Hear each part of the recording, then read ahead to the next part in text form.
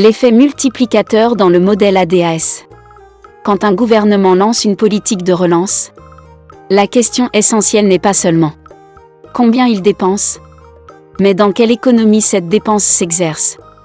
Pour comprendre cela, le modèle ADAS, demande globale et offre globale, est un outil fondamental en macroéconomie.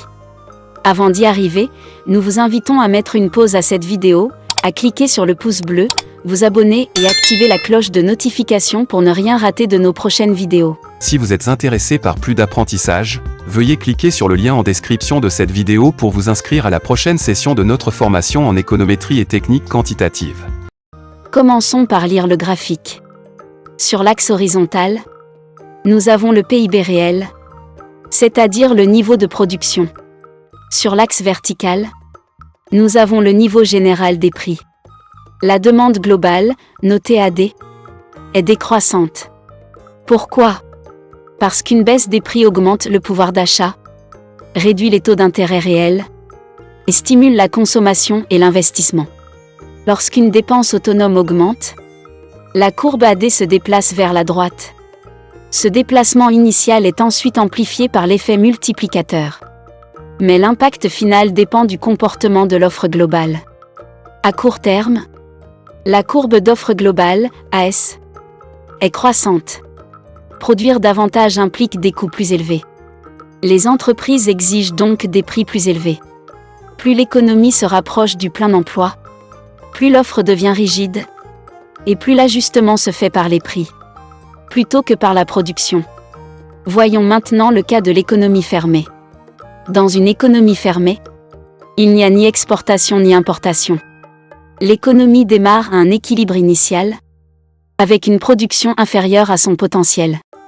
Il existe donc des capacités inutilisées. Une hausse des dépenses publiques ou de l'investissement provoque un premier déplacement de la demande globale. Le PIB augmente.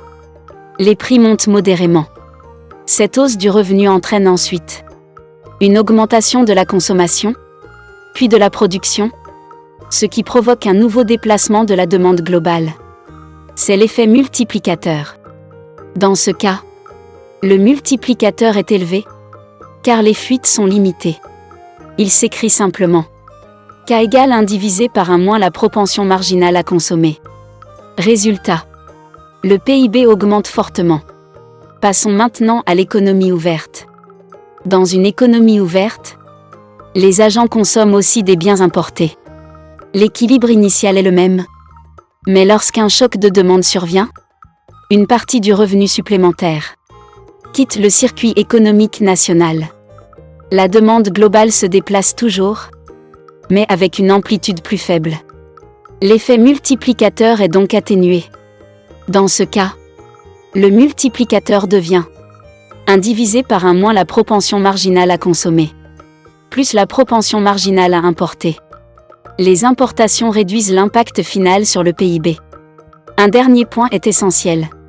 Si l'économie est loin du plein emploi, une politique de relance augmente fortement la production.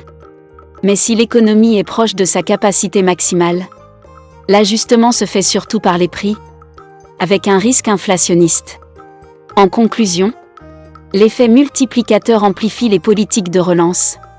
Il est plus puissant en économie fermée, et son efficacité dépend autant de la demande que des contraintes de l'offre. Comprendre la structure d'une économie est donc indispensable avant d'évaluer toute politique économique. Si vous êtes intéressé par plus d'apprentissage, veuillez cliquer sur le lien en description de cette vidéo pour vous inscrire à la prochaine session de notre formation en économétrie et technique quantitative.